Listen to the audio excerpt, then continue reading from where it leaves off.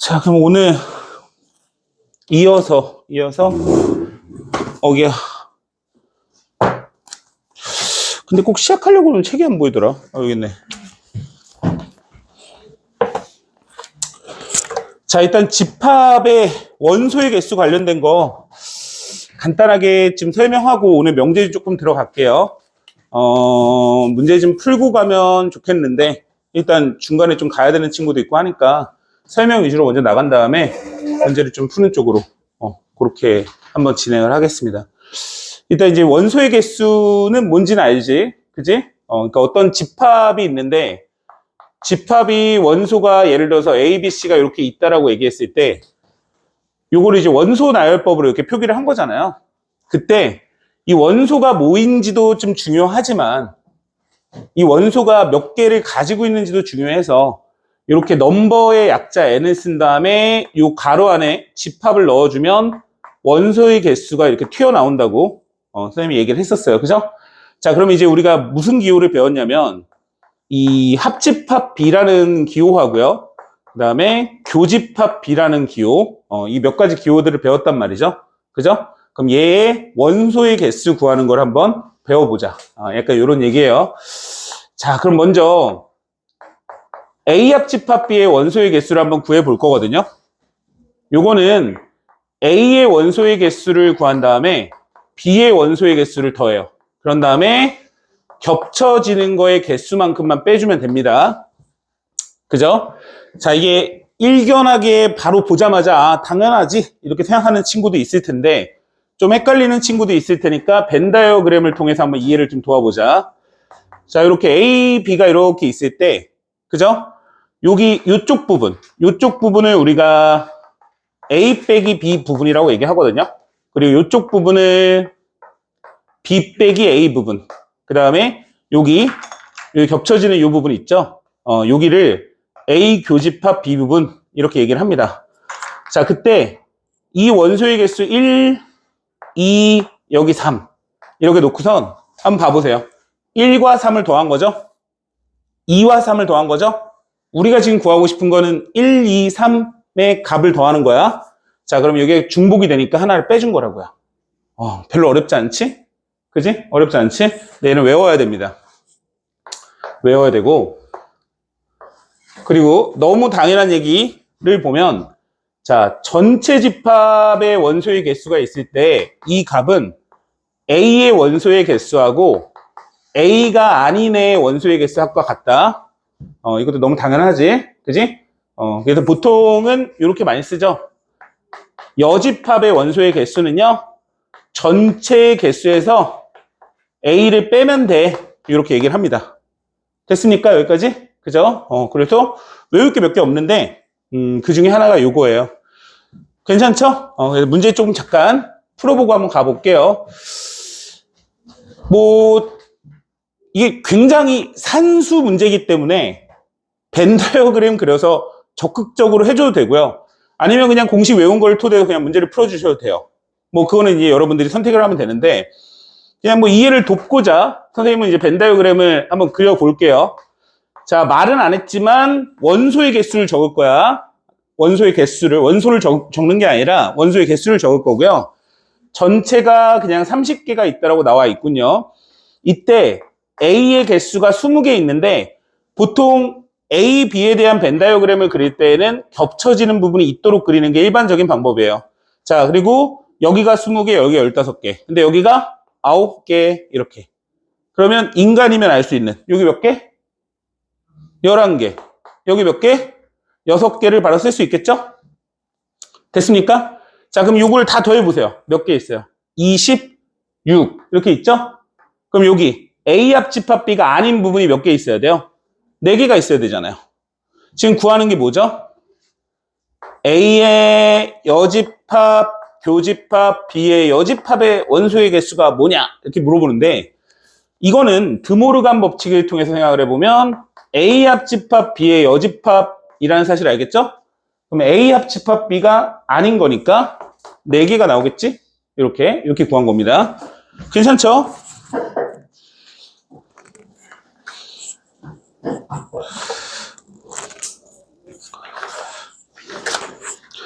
자, 262번.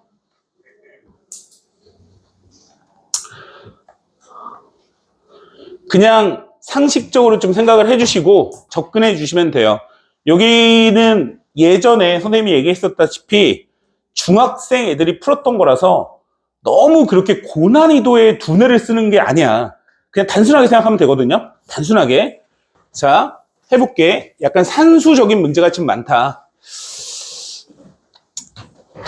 A의 원소의 개수가 15개가 있고 B의 원소의 개수는 8개인데 전체 집합은 총 20개가 있대요. 20 이하의 자연수니까. 자, 원소의 개수를 쓴다고 그랬어. 자, 근데 A 교집합 B의 최대값을 구하라는 얘기거든요. 자, 여러분 벤 다이어그램을 그릴 때 A와 B의 관계를 정할 때 제일 기본적인 거는 아까 얘기했다시피 그림을 이렇게 그려보는 거예요. 이렇게. 그럼 당연한 얘기지만 교집합 부분은 이렇게 있겠죠? 맞죠? 자, 그러면 그림이 만약에 이렇게 가는데 겹쳐지는 부분이 적어진다면 교집합이 작아지겠죠. 그러면 어떻게 됐을 때 교집합이 제일 작을까를 생각을 해보세요. 어떻게 될까요? 안 만나면 되지. 이게 제일 적은 거예요. 자, 원소의 개수니까 0개는 나올 수 없지. 그러니까 마이너스 개는 나올 수 없죠. 마이너스는 안 나와? 그럼 제일 작은 값은 0이야. 그러니까 단순하게 생각하라니까? 맞지? 그럼 제일 큰 값은 뭘까? 생각을 해봐. 안쪽으로 들어가면 되죠. 그걸 뭐라고 해요? 부분집합이죠? 그러면 이제 우리 생각해봐. 큰 게 작은 거를 품을까? 작은 게 큰 걸 품을까? 큰 게 작은 걸 품어야 되겠죠. 먼저 최대값을 한번 봅시다. A가 이렇게 있는데 A 안에 B가 들어가면 되겠죠. 이렇게. 됐습니까? 그럼 최대값은 몇 개예요? 8개예요, 8개. 전혀 문제가 없죠? 맞죠? 그 다음에 최소값을 구할 거야. 어떻게 되면 된다? 안 겹치면 되잖아? 그러니까 제일 기본은 빵개부터 생각을 해봐. 자, 이렇게 적었어. 자, 이렇게. 맞아요? 근데 얘가 원소의 개수가 몇 개야? 15개 있지? 얘는 몇 개 있어? 8개 있지? 어? 뭐야 이거? 더했더니 23개인데 얘는 20개네? 그러면 안 겹치는 건 된다 안 된다? 안 된다. 적어도 몇 개는 겹쳐야 된다? 3개가 겹쳐야 된다. 3개. 이게 되게 단순하죠? 그냥 단순하게 생각하세요. 그러니까 자, 어차피 개수는 자연수야. 자연수의 최소값은 0이야. 맞아? 그럼 0을 중심으로 퍼지게끔 생각하면 바로 보여. 끝. 됐지? 그럼 최대값은 다 들어가면 된다니까? 다 들어가면? 그잖아. 이게 문제를 내가 풀어보면 알겠지만, 큰 게 작은 거를 품는 게 안 되는 경우는 없어요. 무조건 있어요, 그거는. 그러니까 최대값은 무조건 요 작은 집단의 원소의 개수가 교집합의 최대값이 나와요, 항상. 근데 최소값은 어디서 나오냐면 0이 나오든지 아니면 전체 집합의 개수에서 뺀 만큼이 나오든지 둘 중에 하나니까 그건 찾아주시면 돼요, 문제에서. 됐나요, 여기까지? 그죠? 오케이. 요거가 좀 어려워요. 지금 선생님이 되게 단순하게 얘기를 했는데 이 문제가 좀 응용이 되거나 이제 나중에 학교에서 시험을 본다고 할 때 이쪽 부분에서 애들이 많이 틀리고 요거보다는 좀 어렵겠지, 사실은. 자, 한 장 넘겨보시면 265번 쪽이 나오는데 여기에서 선생님이 벤 다이어그램을 하나 더 그려봐야 돼요. 자, 여기다 적어야 되나 어디다 적어야 되나 잘 모르겠는데 지금 되게 단순하게 두 개의 집단에 관련된 얘기만 했잖아요. 두 집단. 맞아요? 그럼 당연히 세 개의 집단의 비교도 나오겠죠? 그죠? 네, 세 개의 집단을 비교하라고 할 때 그리는 건 요렇게 생긴 애들. 요렇게. 세 개가 동시에 겹쳐지는 부분이 있도록 요런 식으로 그리는 게 제일 일반적인 방법이고 마찬가지로 이 벤 다이어그램의 모양은 어떤 집합 간에 서로소 관계에 있다든지 아니면 포함 관계에 따라서 모양은 달라질 수 있어. 하지만 이 모양이 제일 스탠다드한 모양이라고 생각해 주시면 돼요. 이때 A 합집합, B 합집합, C의 원소의 개수를 구하라고 하면 요거 조금 복잡해요. 자, A의 원소의 개수 더하기 B의 원소의 개수 더하기 C의 원소의 개수. 요거까지 문제가 없거든요.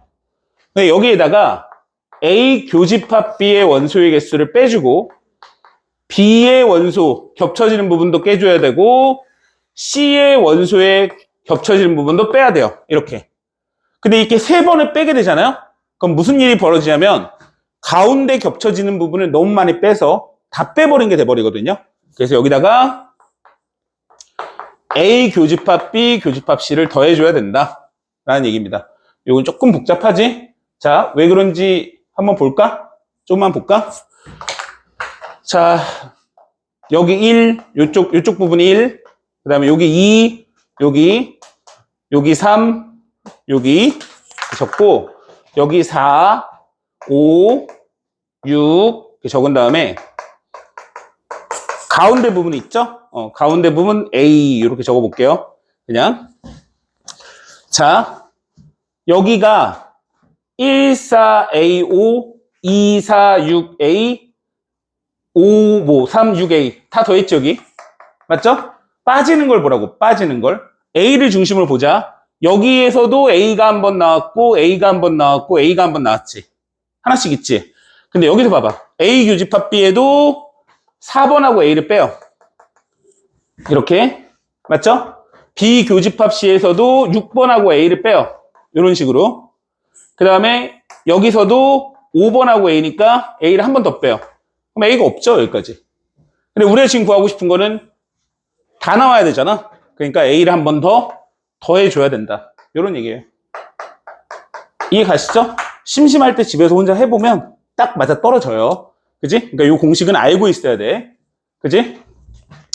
뭐 이것도 선생님 그럼 벤 다이어그램을 통해서 못 구합니까? 구할 수 있어요, 이것도. 근데 문제에 따라서 벤 다이어그램을 그리면 너무 복잡한 문제도 발생을 합니다. 왜 그러냐면 그 두 개의 집합을 비교를 할 때에는 벤 다이어그램 형태가 사실 몇 개의 종류가 없어요. 포함하거나 겹쳐지거나 포함하지 않거나. 근데 이 모양은 얘랑 얘랑 겹쳐지는 부분이 있을 수도 있고 없을 수도 있고 있을 수도 있고 없을 수도 있고 다 같이 있는 게 있을 수도 있고 없을 수도 있고 해서 모양이 너무 다양하게 나와서 어떤 내가 벤 다이어그램을 하나 딱 특정해서 문제를 풀었는데 풀다 보면 모순이 발생하는 경우가 종종 있어요. 그러니까 식을 통해서 풀어야 되는 문제도 있고 뭐 벤 다이어그램을 통해서 푸는 문제도 있고 이렇게 이해를 해주시고 접근을 해달라. 자, 이 문제를 한번 보자. 얘는 얘는 이거랑 상관이 없네요. 자, 그냥 한번 해보자. 로맨스 영화를 관람한 집합을 B, 그 다음에 공포 영화를 관람한 집합을 B, 이렇게. 그러면 NA가 20이고, MB가 17이고, 이렇게 나오겠죠? 자, 로맨스 또는 공포 영화를, 자, 이 말이 좀 중요한데, 또는 이라는 표현은 합집합을 의미합니다. 또는 얘도 되고요, 얘도 돼요. 이런 얘기잖아요. 교집합은 뭐죠? 얘이면서 이거예요. 이거잖아요. 동시에 만족한다는 뜻이 교집합을 의미한다고 이해하면 딱 맞아요. 무슨 말인지 알겠지? 자, 그래서 A 합집합 B가 뭐다? 29다. 그때 로맨스와 공포 영화를 모두 로맨스도 보고 공포 영화도 봤어. 몇 명이니? 이렇게 물어보는 거니까 이 뭐야 이거? 뭐 이런 문제가 다 있어. 그지? 너무 쉽네. 자, 그럼 몇이에요? 37에서 29를 빼면 되겠구만. 8명. 이렇게. 그죠? 식을 썼지만 너무 쉬운. 이건 뭐 집합을 몰라도 그냥 뭐 문제 쭉 읽으면 답이 나오지 않겠습니까? 그런 문제야.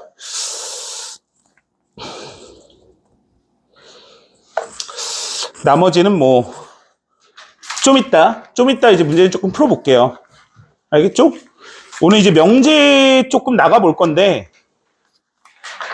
오늘 명제를 열심히 나가놔야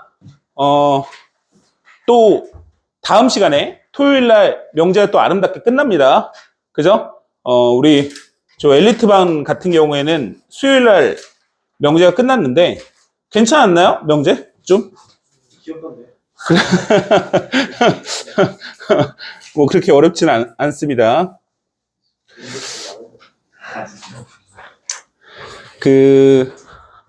일단 간단하게 명제가 뭔지를 이제 얘기는 할 건데, 니네가 어떻게 이해를 해주면 좀 쉬우냐면요.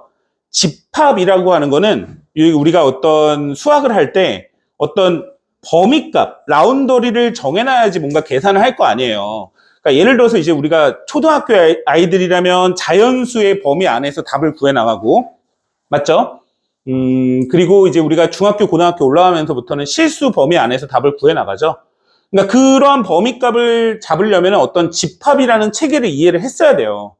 그러니까 수를 주고 수학 문제를 주기 위해서 어떤 집합이라는 모임을 준 거야.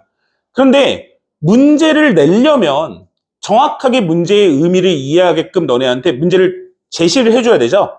문장이나 식을 통해서. 그러면 그 문장이나 식을 어떻게 제시를 해줄 것인가? 거기에서 출발하는 게 명제라고 이해를 해주시면 됩니다. 다시 말하자면 집합하고 별반 차이가 없어요. 어떤 집합 모임에 관련된 거를 문장이나 식을 통해서 줬다라고 이해를 해주시면 되는데, 일단 첫 번째 명제라는 뜻이 뭐냐? 참 또는 거짓을 명확하게 판별할 수 있는 문장이나 식을 얘기합니다. 이렇게 얘기를 합니다. 일단은 명제는 두 가지 종류로 이해를 해주시면 되는데, 첫 번째는 일반 그냥 명제가 있고요. 그 다음에 조건 명제라는 애가 붙어요. 조건 명제. 일반적으로 우리가 조건이라고도 얘기를 합니다. 그래서 조건, 명제, 명제 이렇게 구분을 하는데, 일단은 명제를 지금 얘기를 하고 있거든요. 참, 거짓을 정확하게 판단해야 된다라는 얘기가 나왔으니까 집합에서 어떤 집합의 원소가 될 수 있느냐 없느냐, 약간 요거랑 비슷한 의미로 이해를 해주시면 돼요. 그러나 이제 그런 거보다 예를 들어서 뭐 마이너스 1은 정수이다 이런 거, 그죠? 이런 거는 명제가 되겠죠. 그러면 이렇게 얘기해 볼까요? 마이너스 1은 정수가 아니야 이렇게 얘기했어요. 이건 명제일까 아닐까? 이건 명제가 맞아요. 자, 마이너스 1은 명제가 아니라고 선생님이 얘기를 했는데 니네가 틀렸다는 사실을 알았죠? 그죠? 이렇게 틀렸다는 사실을 알 수 있으면 이러한 거는 거짓인 명제라고 하는 겁니다. 거짓인 명제. 맞아요? 그러니까 뭐 예를 들어서 룡이는 잘생겼다 이렇게 얘기를 하면 명제 아니에요? 명제? 아, 그쵸. 거짓인 명제. 뭐 이렇게 얘기해도 되는데,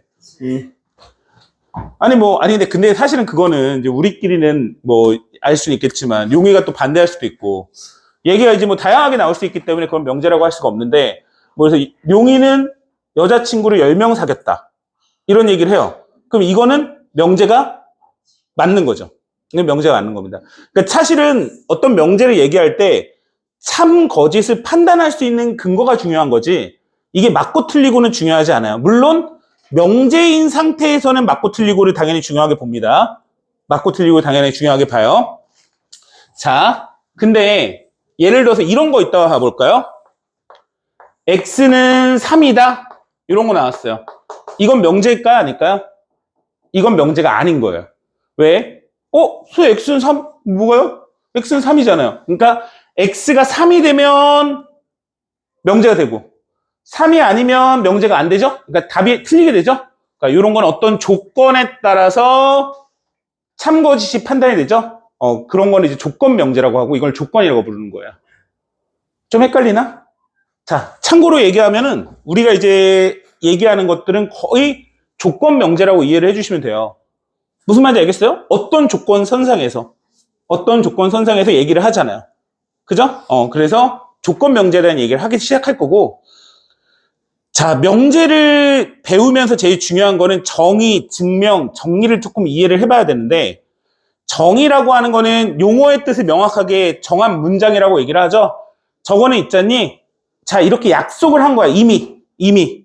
야, 너는 이거야. 예를 들어서 뭐 쟤는 현서라고 하자 라고 약속을 하잖아요. 현서야. 근데 누가 그래? 쟤 왜 현서야? 그 뭐 누가 질문할 게 있나요? 그 현서지. 예를 들어서 정삼각형이 있어요. 정삼각형. 세 변의 길이가 같은 삼각형을 정삼각형이라고 하자. 왜? 굳이. 생각해봤어? 생각할 필요가 없죠. 왜냐하면 그거는 정의니까. 정의니까. 정의는 뭐냐면 정의를 통해서 증명해 나간 것들. 그러니까 무슨 말이냐면 참인 증명된 명제 중에서 제일 기본이 되는 것들을 추스려서 정리라고 얘기를 합니다. 우리가 알고 있는 정리 중에는 저런 게 있는 거죠. 정삼각형의 내각의 크기는 60도야. 이런 것들. 이건 정의는 아니에요. 정삼각형의 성질이라고 우리가 배웠죠. 예를 들어서 평행사변형도 정리 5개로 배웠잖아. 물론 기억은 안 나. 그치? 그런 거, 그것들. 뭐 대각선이 서로 다른 것을 이등분하고 뭐 이런 거 있잖아. 한 변의 길이가 같으면서 평행하면 평행사변형이고 이런 것들. 그런 것들은 전부 다 정리에 해당한다. 이런 얘기예요.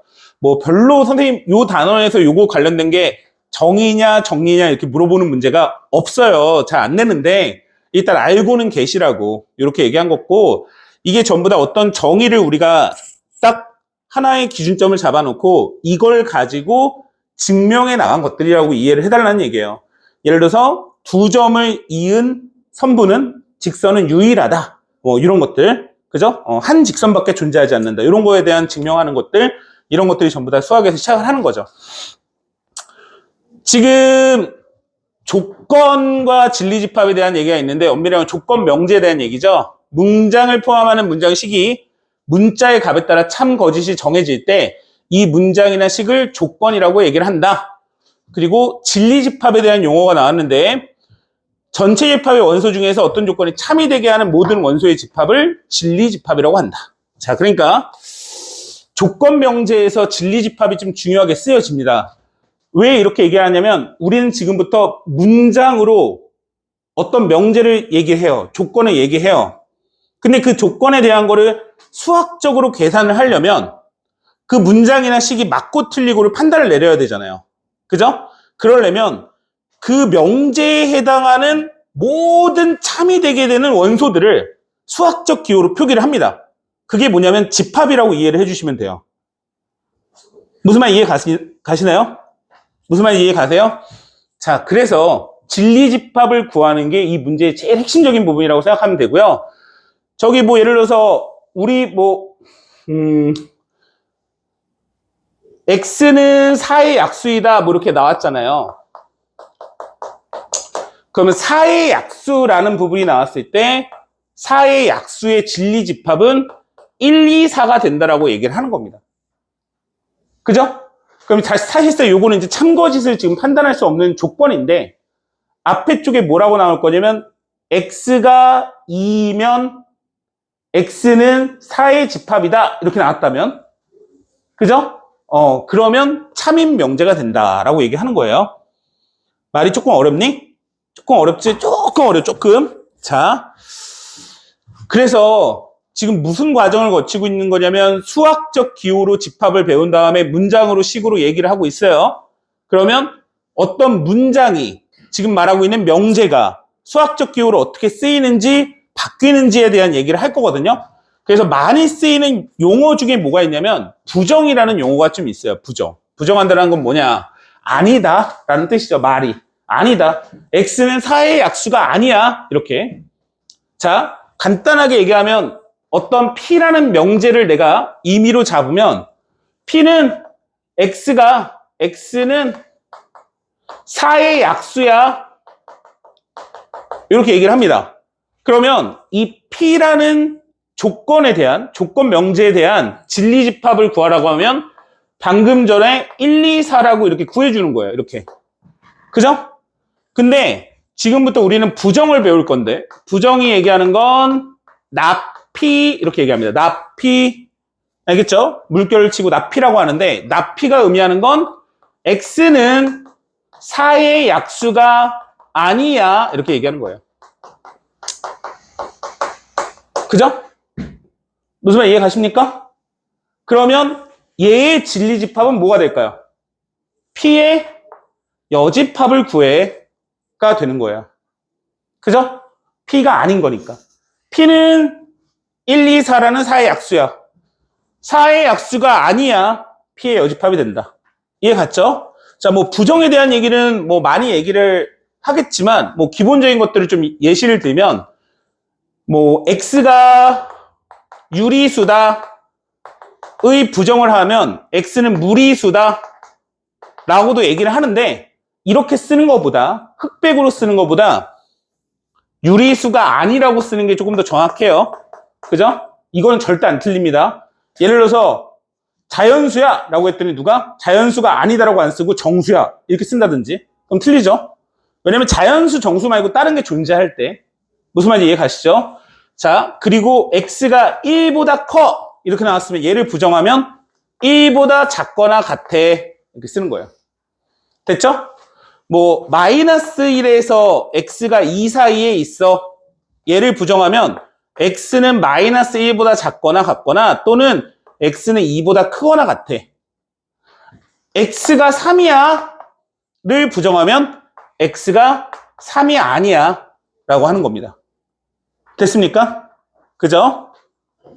자, 이 상태에서 우리가 어떤 두 개의 명제를 연결하는 게 나올 수가 있겠죠? 첫 번째, P 또는 Q. 요거를 진리집합으로 쓰면 어떻게 되냐면, P 합집합 Q. 이렇게 쓰는 겁니다. P 또는 Q가 있어요. 이렇게 나오면. 알겠죠?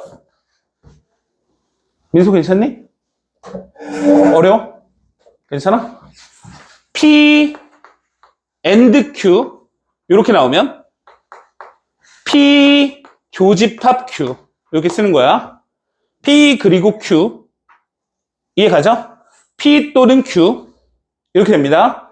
자, 얘를 부정하면, 예를 들어서 P 또는 Q를 부정해요.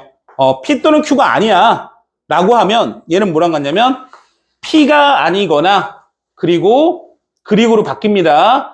Q가 아니야. 됐습니까? 그러면 이 진리집합을 부정한 거죠. P 합집합 Q를 부정한 거죠. P의 여집합, 교집합, Q의 여집합이 되겠죠? 똑같죠? 맞죠? 그래서 이렇게 바뀌는 거를 명제의 드모르간 법칙이라고 얘기를 해요. 똑같죠? 그 다음에 P and Q 의 여집합을 구해. 똑같습니다. not P or not Q 이렇게 씁니다. 마찬가지로 P 교집합 Q의 여집합이니까 P의 여집합 합집합 Q의 여집합이 된다. 이런 얘기겠죠?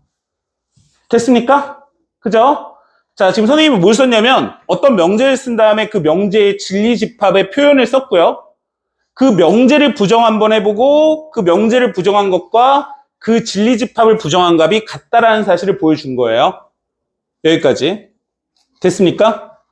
자, 그럼 이 상태에서 하나 더 외워줬으면 하는 게, 모든을 부정하면, 모든의 부정을 하면 어떤으로 바뀌어요? 어떤. 모든의 부정은 어떤으로 바뀌고요. 어떤을 부정하면 모든으로 바뀐다고 얘기해요.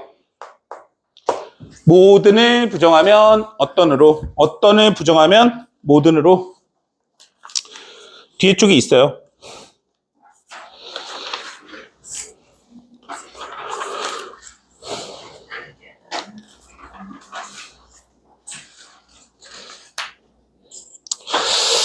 그러면 우리가 이제 무슨 얘기를 할 거냐면, 앞으로 어떤 명제에 대해서 P명 Q이다라는 가정과 결론이 있는 조건 명제에 대한 얘기를 한번 해볼 거거든요.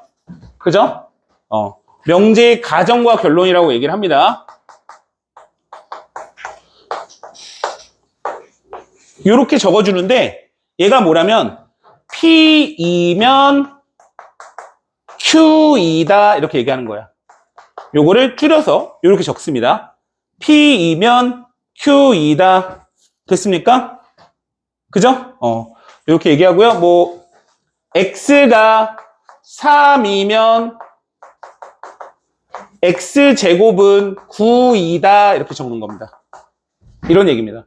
그러면 이 X가 3이라고 하는 거를 어떤 가정 명제라고 얘기를 하고요. X제곱이 9라는 거를 어떤 결론인 명제라고 얘기를 하는 거예요. 맞습니까? 그죠? 그래서 요거를 가정과 결론이라고 얘기를 하고요. 참고로 지금 선생님 위에 쪽에 얘기한 이 명제는 참일까요? 거짓일까요? 참이죠. 참입니다. 이건 참이에요. 자, 이게 참인 이유는 뭐냐면 이 앞에 쪽에서 말하는 이 가정인 명제의 진리집합을 딱 구했을 때 x는 3이야 라고 했으니까 진리집합의 원소가 3 하나가 이렇게 들어가거든요. 그럼 그때 x제곱은 9이다 의 진리집합을 구하라고 하면 3과 마이너스 3 두 개가 나와요. 민소야, 그냥 지금 들어봐. 민소야, 들어야 돼. 3과 마이너스 3 두 개가 나와요. 그럼 이때 P라는 집합의 원소가 Q라는 진리집합의 원소의 부분집합이 될 때, 이렇게 부분집합이 될 때, 이때는 우리 이 명제가 참인 명제라고 하는 거예요. 그죠? 이거 참인 명제라고 합니다.